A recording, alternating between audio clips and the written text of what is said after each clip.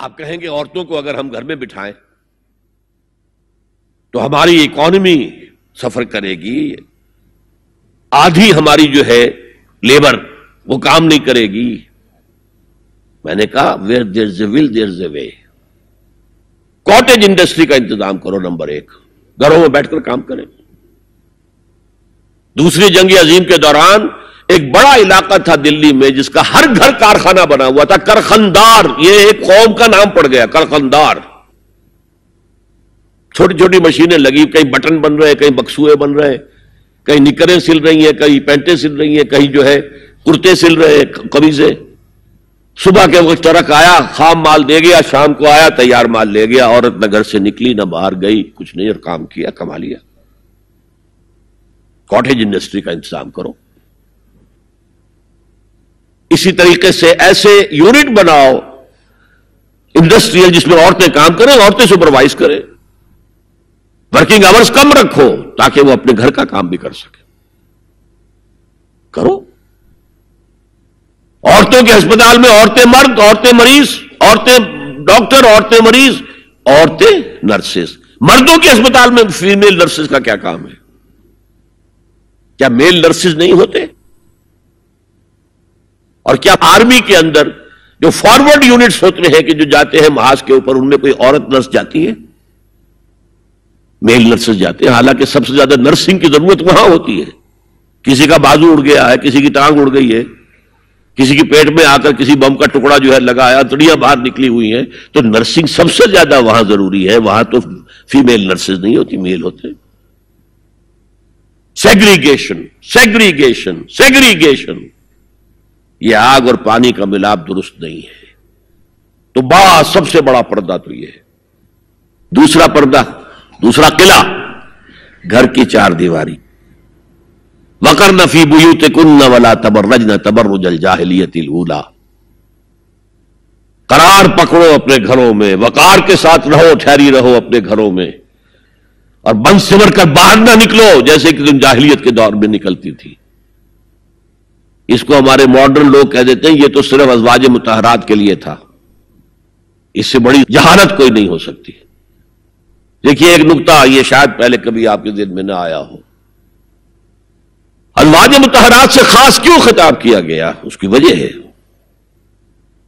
اسی سورہ احزاب میں جس میں یہ مضمون آیا ہے وَقَرْنَ فِي بُيُوتِكُنَّ وَلَا تَبَرَّجْنَ تَبَرُّجَ الْجَاهِلِيَّةِ الْأُولَىٰ۔ اسی میں آیت آئی ہے لَقَدْ كَانَ لَكُمْ فِي رَسُولِ اللَّهِ أُسْوَةٌ حَسَنَةٌ۔ مسلمانوں تمہارے لیے اللہ کے رسول کی شخصیت کے اندر ایک نہایت عمدہ نمونہ ہے، اور یہ معجزہ ہے۔ مردوں کی ہر حیثیت کے لیے اسوہ ہے محمد صلی اللہ علیہ وسلم۔ امام کے لیے آپ کا اسوہ ہے کہ نہیں؟ مسجد نبوی کے امام تھے کہ نہیں؟ مبلغ کے لیے ہے کہ نہیں؟ سب سے بڑا کام تو آپ کا تبلیغی تھا۔ مزکی اور مربی کے لیے ہے کہ نہیں؟ باپ کے لیے ہے یا نہیں؟ شوہر کے لیے ہے یا نہیں؟ سپہ سالار کے لیے ہے یا نہیں؟ قاضی القضات کے لیے ہے یا نہیں؟ مرد کی ہر حیثیت کے لیے اسوہ ہے۔ آخر عورت کی نسوانی زندگی کے لیے تو حضور رسوا نہیں بن سکتے، یہ خلا ہے۔ مرد کے لیے کامل اسوا، عورت کے لیے بھی اسوا، لیکن اس کی خاص نسوانی زندگی کے لیے اسوا نہیں۔ اس خلا کو پر کیا ازواج مطہرات سے۔ لستن کاحد من النساء، اے محمد کی بیوی تم عام عورتوں کے مانند نہیں ہو۔ پھر جو احکام دیے گئے ہیں وہ سب کے لیے ہیں، لیکن اس میں چیریٹی بگنز ایٹ ہوم، گھر سے شروع کرو۔ سب سے پہلے خواتین، حضور کی بیویاں جو ہے وہ مخاطب ہیں۔ اور اے مسلمانوں، اگر حضور کی بیویوں سے کوئی چیز مانگنی ہو تو حجاب کے پیچھے سے مانگو، رو در رو مت ہو۔ فَاسْأَلُوهُنَّ مِنْ وَرَاءِ حجاب، یہ دوسرا قلعہ ہو گیا۔ حافظ ناموس زن، مقصد کیا ہے؟ عورت کی عزت، عورت کی عصمت، عورت کی عفت کی حفاظت۔ تیسرا جسے ہم ستر کہتے ہیں، عورت گھر میں بھی ہے، گھر میں ہے، اور وہاں صرف محرم آئیں گے، نامحرم نہیں آئیں گے. محرموں کی اتنی لمبی لسٹ دی گئی ہے، اللہ نے کس لیے دی ہے؟ کیا قرآن مجید میں لفاظی ہے؟ ایک ایک لفظ گنجینہ معنی کا طلسم اس کو سمجھیو جو لفظ کے غالب میرے اشعار میں آوے. غالب نے تو تعلی کی ہے، اللہ کے کلام میں تو یہ بات صحیح ہے نا. گھر کے اندر نامحرم نہیں آئے گا. گھر میں اگر وہی ایک بیٹی تھی جو آپ نے اپنے داماد کو دے دی ہے، کوئی اور بیٹی نہیں ہے، تو داماد گھر میں آ سکتا ہے اور نہیں آ سکتا. سالی سے اس کا پردہ ہے، دیور سے بھابھی کا پردہ ہے، چچا زاد بھائی بہنوں کا پردہ ہے. چچا سے پردہ نہیں ہے، ماموں سے پردہ نہیں ہے، چچا زاد پردہ ہے، ماموں زاد پردہ ہے، خالہ زاد پردہ ہے، پھوپھی زاد پردہ ہے. یہ سارے احکام کس لیے دیے گئے؟ گھر کے اندر بھی ستر اور نگاہیں نیچی. مولانا حمید الدین فراہی نے ایک نقطہ بیان کیا کہ سورہ احزاب میں جو پردے کا بیان ہے وہ ہے گھر سے باہر کا پردہ. جب اے نبی کہہ دیجئے قل لازواجک و بناتک و نساء المؤمنین یدنین علیہن من جلابیبہن. جلباب کہتے تھے ایک بڑی چادر. کوئی عربوں کی تہذیب میں موجود تھی دو چیزیں. گھر میں ان کے ایک دوپٹہ ہوتا تھا جسے خمار کہتے تھے. خمار، خمرہن کا لفظ آیا ہے سورہ نور کے اندر. گھر سے باہر نکلتی ہوئی وہ اپنا پورا وجود ایک چادر میں لپیٹ لیتی تھی، لیکن چہرے کا پردہ نہیں تھا.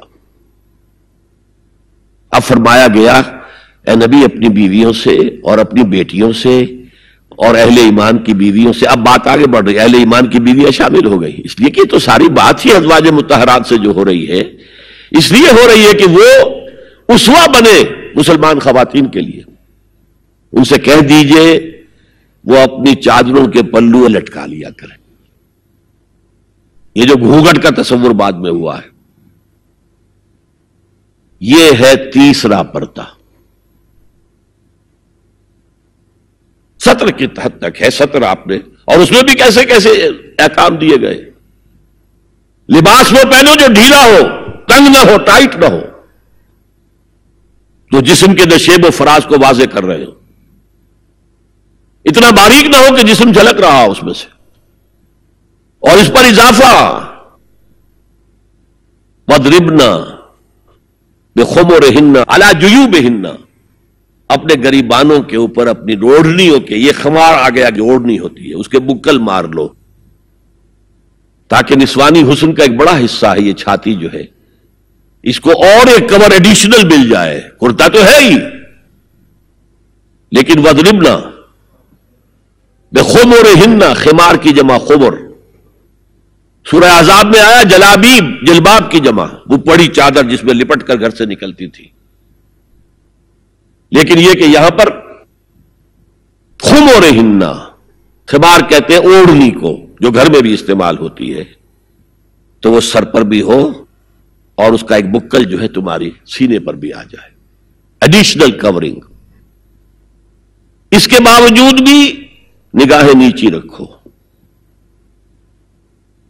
باپ کی نگاہ بھی نہ پڑے تمہارے نسوانی حسن پر، وہ بھی مرد ہے. بھائی کی نگاہ نہ پڑے. اہل ایمان تم بھی اپنی نگاہیں نیچی رکھو، اور اہل ایمان عورتوں تم بھی اپنی نگاہیں نیچی رکھو. اور آج انسسٹ جو ہے، باپ کا بیٹی سے ملوث ہو جانا اور بیٹے سے ماں کا ملوث ہو جانا اور بہنوں اور بھائیوں کے درمیان، یہ اس قدر پھیل چکا ہے. امریکہ کے اندر وہاں سب سے مہنگے ڈاکٹر جو ہے وہ سائیکیٹرسٹ ہیں، سب سے مہنگی دوائیاں جو ہے وہ دماغ امراضی کی ہیں. اور وہ سائیکیٹرسٹ کہتے ہیں کہ انسسٹ جو ہے، حرام رشتوں کے اندر جو ہے اگر زنا کا معاملہ ہو رہا ہو تو یہ سب سے بڑا سبب ہے دماغی امراض کا اس معاشرے کے اندر. فطرت کے خلاف جو کام ہوتا ہے، طبیعت یہ بات تو کرتی ہے نا، شوق تو ہوتا ہے، پھر دماغی توازن کھو بیٹھتے ہیں. یہ ہے 3 پردے ہیں مسلمان عورت کے، جس کو آج بالکل ختم کرنے پر مغرب تلا ہوا ہے. اس لیے کہ کسی بلی کی دم کٹ جائے تو وہ چاہے گی کہ سب کی کٹ جائے. ان کا بیڑا غرق ہو چکا ہے، ان کی تہذیب ختم ہو چکی ہے، تہذیب نہیں ہے آج ان کے پاس.